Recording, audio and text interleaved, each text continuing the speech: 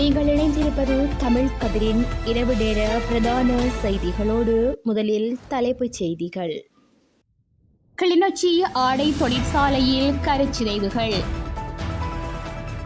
நாங்கள் ஒட்டுக்குழுக்கள் இல்லை, தேசியத்தை நேசிக்கிறவர்கள். கடற்தொழிலுக்கு சென்ற மீனவர் சடலமாக மீட்பு.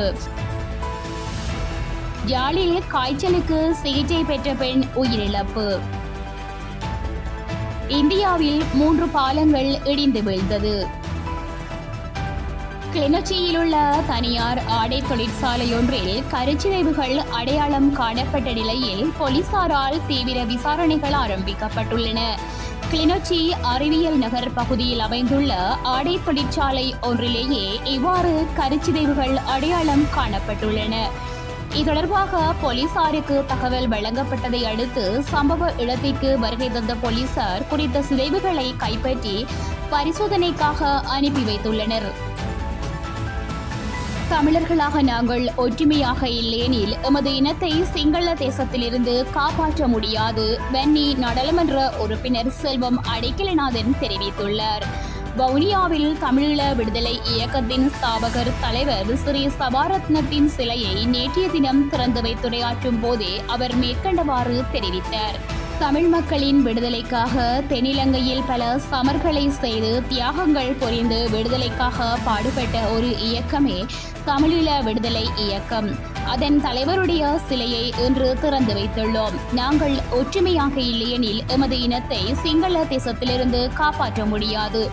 துப்பாக்கி சத்தம் இல்லாத போதும் எமது மக்களின் பூர்வீகத்தை ஒழித்து நிலங்களை அபகரிக்கின்ற திணைக்களங்களை வைத்துக் கொண்டு நிலத்தை பறிக்கும் செயற்பாடுகள் தொடர்கின்றன. எங்களது இனத்தை காப்பாற்ற இருக்கிறோம் என்று கூறுகின்ற தேசியத்தை நேசிக்கின்ற கட்சிகள் எல்லாம் வாயளவில் தான் இனத்தின் விடுதலை என்கிறார்களே தவிர இனத்தின் விடுதலைக்காக ஒற்றுமையாக செயற்பட தயாரில்லை. மக்கள் விரும்பும் ஒற்றுமையை அவர்கள் செய்ய தயாரில்லை. மக்களுக்காக துப்பாக்கி ஏந்தி எவ்வாறு பொது எதிரியை சந்தித்தோமோ அதே போல் அந்த போராளிகளின் லட்சியத்தை அடைய வேண்டும். எல்லா கட்சிகளையும் ஒன்றிணைத்து செயற்பட நாங்கள் தயாராக இருக்கிறோம். நாங்கள் ஒட்டுக்குழுக்கள் இல்லை, தேசியத்தை நேசிப்பவர்கள். நாங்கள் இராணுவத்திற்கு எதிராக முதல் போராடியிருந்தோம். எங்களது போராளிகளும் மரணித்திருக்கிறார்கள். ஆகவே அன்று முதல் நாம் மக்களின் இலட்சியத்திற்காகவே செயற்படுகிறோம் என்றார். வடமராட்சி கிழக்கு மாமுனை பகுதியிலிருந்து புத்தளம் கற்பிட்டி பகுதிக்கு கடற்தொழிலுக்கு சென்ற இளம் குடும்பஸ்தர் ஒருவர் சடலமாக மீட்கப்பட்டுள்ளார். வடமராட்சி கிழக்கு மாமுனை பகுதியை சேர்ந்த 26 வயதினை உடைய டிசாந்தன் பெர்னாண்டோ என்பவரே சடலமாக மீட்கப்பட்டுள்ளார். வடமராட்சி கிழக்கு மாமுனை பகுதியிலிருந்து புத்தளம் கற்பிட்டி பகுதிக்கு நேற்று முன்தினம் கடற்தொழிலுக்கு சென்ற குடும்பஸ்தர் நேற்று காலை வரை கரை திரும்பவில்லை. இந்நிலையில் மீனவர்களால் தேடுதல் நடத்தப்பட்ட நிலையில் குறித்த குடும்பஸ்தர் சடலமாக மீட்கப்பட்டுள்ளார். யாழ்ப்பாணம் சாவற்காட்டு பகுதியில் காய்ச்சலுக்கு சிகிச்சை பெற்ற பெண்ணொருவர் உயிரிழந்த சம்பவம் நேற்று இடம்பெற்றுள்ளது. சாவற்காட்டு பகுதியை சேர்ந்த 63 வயதினை உடைய விஜயகுமார் குணராணி என்ற பெண்ணே உயிரிழந்துள்ளார். குறித்த பெண்ணுக்கு கடந்த 20ஆம் திகதி ஏற்பட்ட திடீர் காய்ச்சல் காரணமாக 22ஆம் திகதி யாழ் போதனா வைத்தியசாலைக்கு சென்று சிகிச்சை பெற்றார். பெற்றுக்கொண்ட மருந்தை உட்கொண்ட பின்னர் நேற்று குறித்த பெண்ணின் உடல்நிலை மிக மோசமாகி மூச்சுவிட சிரமப்பட்ட நிலையில் யாழ் போதனா வைத்தியசாலையில் அனுமதிக்கப்பட்ட பின்னர் உயிரிழந்துள்ளார். இந்தியா பீகார் மாநிலம் சம்பாரன் மாவட்டத்தில் உள்ள மோதிகார நகரில் கால்வாய் ஒன்றின் மீது சுமார் 1.5 கோடி செலவில் பாலம் ஒன்று கட்டப்பட்டு வந்தது. அம்பா கிராமத்தை மாவட்டத்தின் ஏனைய பகுதிகளுடன் இணைக்கும் நோக்கிலேயே குறித்த பாலம் ஊரக பணித்துறையால் கட்டப்பட்டு வந்தது. இந்நிலையில் குறித்த பாலம் நேற்று காலை திடீரென பெரும் சத்தத்துடன் இடிந்து விழுந்துள்ளது.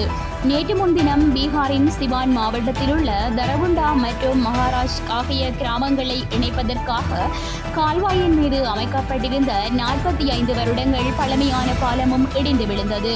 அதேபோல் கடந்த 18ஆம் திகதியன்று அராரியா மாவட்டத்தில் குர்ஷாஹாதா சிக்டி பகுதிகளை இணைக்கும் பக்ரா ஆற்றின் மீது நிர்மாணிக்கப்பட்ட பாலமும் இடிந்து விழுந்தது. யாழ்ப்பாணத்தில் வீடு புகுந்து தம்பதியினர் மீது வாள்வெட்டு தாக்குதலை மேற்கொண்ட சம்பவம் பதிவாகியுள்ளது.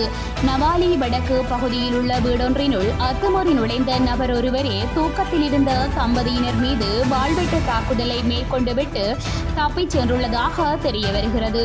வாள்வெட்டு தாக்குதலில் காயமடைந்த தம்பதியினர் யாழ் போதனா வைத்தியசாலையில் சிகிச்சைக்காக அனுமதிக்கப்பட்டுள்ளனர். கல்முனை வடக்கு பிரதேச செயலக விடயங்களுக்கு உடனடி தீர்வினை பெற்றுத் தருமாறு கோரி இன்று ஆர்ப்பாட்டம் ஒன்று முன்னெடுக்கப்பட்டுள்ளமையினால் மட்டக்களப்பு கல்முனை பிரதான வீதியின் போக்குவரத்துக்கு இடையூறு ஏற்பட்டுள்ளதுடன் பதட்ட நிலை தொடர்ந்தது. அத்துடன் பிரதேச செயலகத்தின் நுழைவாயிலையும் பூட்டிய நிலையில் அதிகாரிகளை உள் நுழைய விடாமல் பொதுமக்கள் ஆர்ப்பாட்டத்தில் ஈடுபட்டிருந்தனர். கல்முனை வடக்கு பிரதேச செயலகத்திற்கு எதிராக இடம்பெறும் நிர்வாக அடக்குமுறைகளையும் அதற்கான உரிய தீர்வு கோரியும் தொடர்ச்சியாக 92 நாட்கள் போராட்டம் முன்னெடுக்கப்பட்டு வருகின்ற நிலையில் இன்று பாரிய ஆர்ப்பாட்டமும் இடம்பெற்றது. இந்த ஆர்ப்பாட்டம் காரணமாக மட்டக்களப்பு கல்முனை வீதி தடைப்பட்டுள்ளதால் வாகனங்களை மாற்று வீதிகளில் அனுப்புவதற்கு போலீசார் நடவடிக்கை எடுத்திருந்தனர்.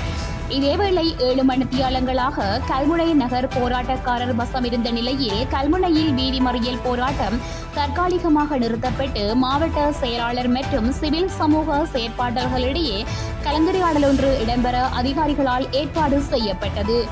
அத்துடன் தமது நியாயமான கோரிக்கைக்கு பதில் என்ன என கோஷங்களை எழுப்பியவாறு வீதியில் அமர்ந்தும் போராட்டத்தில் ஈடுபட்டனர். பின்னர் மாவட்ட செயலாளர் போலீசாரின் மத்தியஸ்துடன் போராட்டத்தில் ஈடுபட்ட மக்கள் கேட்டுக்கொண்டதற்கிணங்க சிவில் சமூக செயற்பாட்டாளர்கள் 8 பேர் மாவட்ட செயலகத்திற்கு பேச்சுவார்த்தைக்கு சென்றனர். அதுவரை வீதி மறியல் போராட்டம் தற்காலிகமாக நிறுத்தப்பட்டு வழமை போன்று கல்முனை வடக்கு பிரதேச செயலகம் முன்பாக சுழற்சி முறை போராட்டம் தொடர்கின்றமை குறிப்பிடத்தக்கது.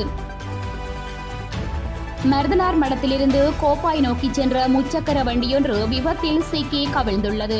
முச்சக்கர வண்டி மற்றொரு முச்சக்கர வண்டியை முந்த முற்பட்ட வேளை எதிரே வந்த ஹயஸ் ரக வாகனத்துடன் மோதி வேலிக்குள் புகுந்து கவிழ்ந்துள்ளது.